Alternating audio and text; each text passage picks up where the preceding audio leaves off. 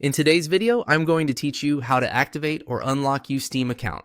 If your Steam account feels restricted, maybe you can't send friend requests, join certain chats, or use some community features, you're most likely on what Steam calls a limited account. That just means Steam is waiting for a small sign that you're a real user and not a bot, and there's a simple way to confirm that. Start by opening the Steam application on your computer. At the very top of the window, look for the Help menu. On Windows, it's in the top left of the Steam client window. On Mac OS, you'll see Help in the System menu bar at the top of your screen when Steam is in focus. Click Help to open the support and troubleshooting options built into Steam.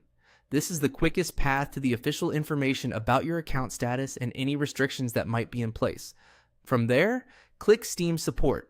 This takes you to Steam's official support hub, either inside the client or in your default browser.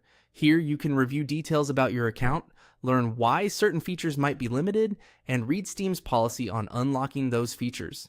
It's a good place to confirm whether your account is considered limited and to see exactly which features are affected.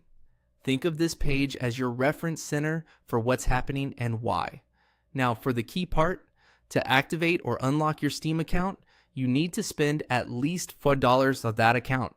This isn't a fee to Steam. It's simply a minimum purchase requirement that proves the account is being used by a genuine person. Qualifying actions include buying a game, making an in-game purchase through Steam, or adding at least $5 worth of funds to your Steam wallet. The exact amount is the equivalent of $5 in your local currency.